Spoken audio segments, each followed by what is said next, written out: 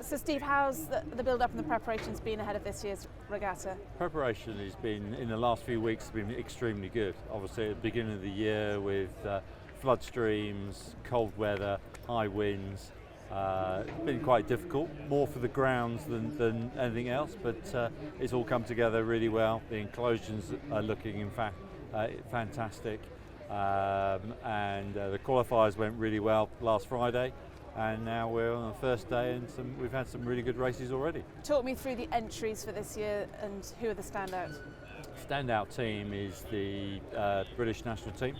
They'll be off to Lucerne next weekend, which is the last international regatta before the World Championships, and the World Championships is very important this year because that's qualification for Paris Olympics next year. We have a strong team from Canada. We've got 8 boats from Canada. We've got 3 boats from Poland, the top boat being the men's quadruple scull that are reigning world, Olympic and European champions. So the British will have to go some to give them a run for their money, but I think they'll do well. The women's national team will do very, very well. They're very strong in depth. We've got of the men's single sculler of Ole Schlottmann, again reigning world and European champion. He missed out on the Olympics, which he's using this as part of his preparation. Henley being on the river, that we can have sort of quite poppy water with launches going up and down, and so he likes the challenge. His background has come from swimming, and so he hasn't been sculling that long, even though he's had some fantastic results.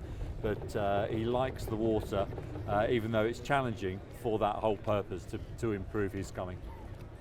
Henley, though, isn't all just about the top end of the sport. There's so much the atmosphere and the character of the event is about the range. Tell me about that. Well, that's the special part of it in some ways, is that we're standing right next to the boat tents here, and that a junior women's quad could have their boat racked next to the Polish Olympic champions. That we have world champions throughout the British team, and they could be following up a schools race. We've got top universities, top clubs, and it's the only event really in the world that has that mix. Obviously within their categories they're all the best in their field, so that makes it very, very special, not just for the Olympians and the world champions that come here, but for every level. It is fantastic, and without the spectators, without our members, is that we wouldn't have the finance to be able to put on the infrastructure of the incredible amount of time and effort and equipment that goes in to stage this event. Why is this event so important for the whole spectrum of rowing? Why do Olympians and world champions want to use this as their preparation? For more of the domestic side is that we've got 183 years of history. And that Henley was really the end of the season, is that before we had boat trailers and easy access of moving athletes and boats around, is that the 2 main areas of rowing was Oxford and Cambridge, and they had their own circuit of going to a venue, racing on the Saturday, partying on the Saturday night, and then rowing their boat upstream to the next regatta. Then we'll go back to study for the week, and then come to the next regatta and work up to Henley, which was the last race. And of all those regattas, you used to have a similar sort of setup to we have, enclosures. Most of them have lost that identity, but we've been able to keep that and enhance it.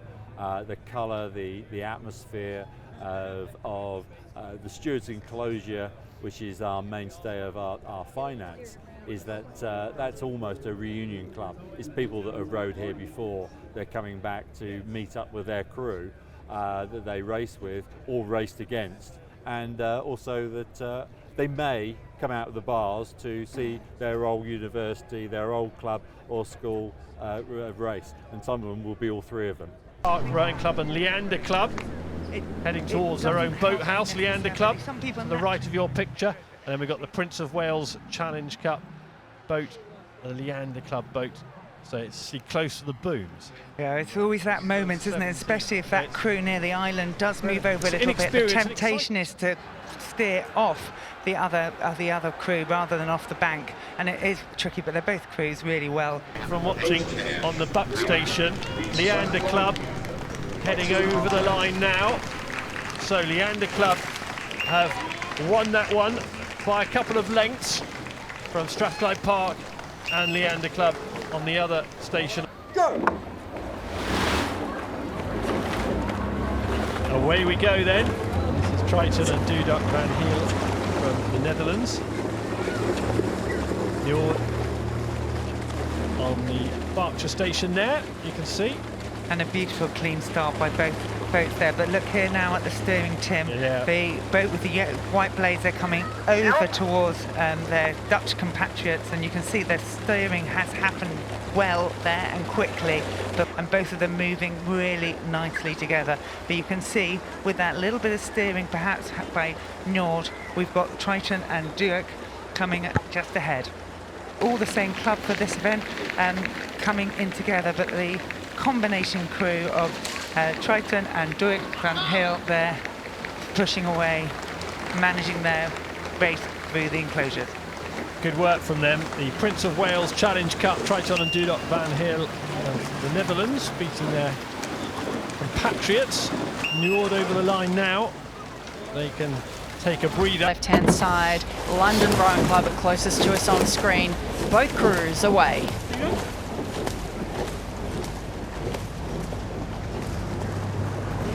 The advantage now.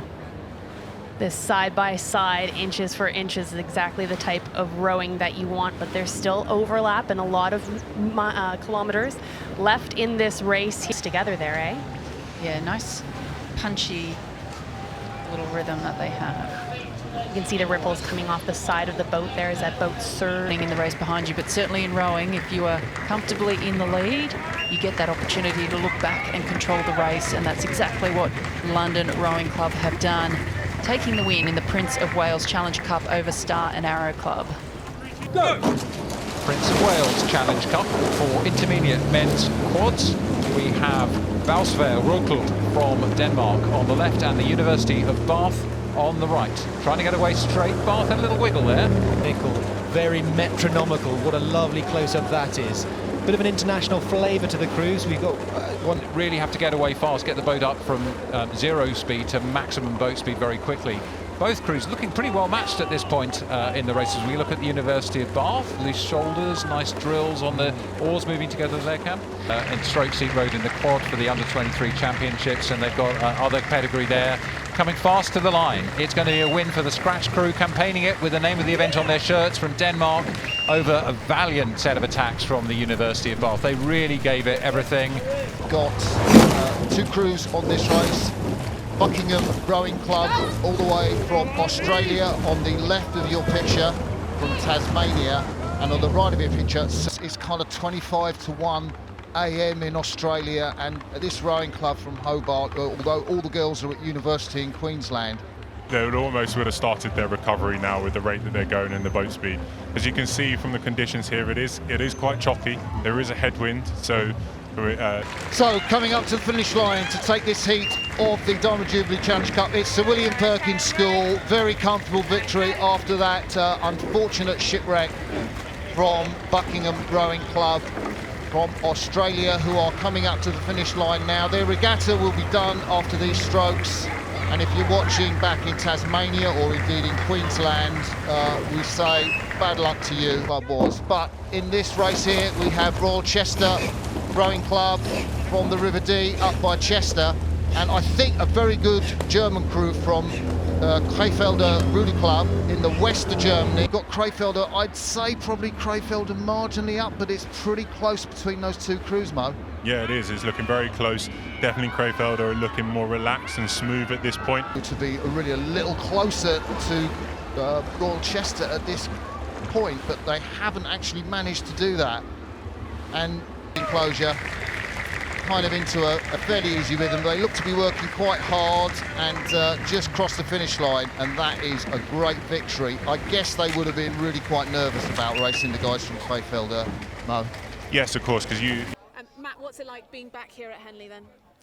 It's fantastic to be back. I mean, nothing's really quite like it. Even in the sport of rowing, international athletes down to kind of club rowers, they all get to come and row here together, and all the kids from the schools.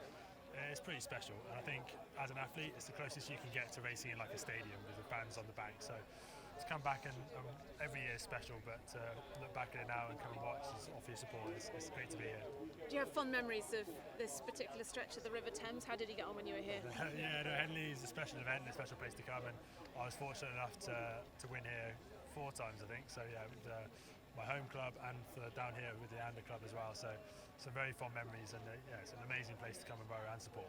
And now, of course, you're a professional sailor. Can you draw any similarities between the two sports? A little bit. They're both hard work, so that's the easy bit. But then I'm normally praying for wind, but I think here the less the wind, the better. So a few little changes, but anything that goes fast on water, I've signed up to. And how's it all going with the GB team in Sail GP? Yeah, Sail GP's kind of taken off, and we just started our 4th season, so it's a long season ahead of us, but yeah, we're excited to try and get to the final. We had a big up and down year last year, but with Ben at the helm and everyone kind of pulling it all together, we're looking forward to getting stuck in again this year. Lovely, thanks very much. Absolutely crazy on the bank. This is the race of the day. Looking at the German stroke where Martin Southercox looks across, and he's going to tell his crew he has an advantage over Phelan Hill, the British Cox. Not much love lost between these two men. There's the British crew that have a lead, but it's nip and tuck. We knew this would be a great race, and it's turning out the most important race in the regatta's history. The oldest race at Henley Royal Regatta. The grand well to get in the crew. And this is fantastic. Look at the boys. They must be loving this, Mark. Yeah, and this is the sort of conditions. So Great Britain win the Grand, and they don't just win it, they destroy the Germans.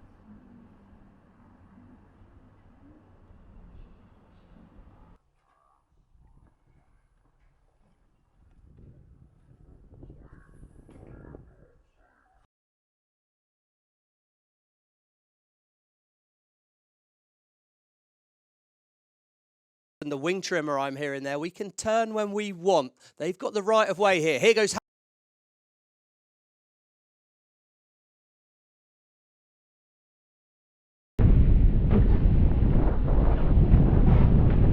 Let's have the right of way here.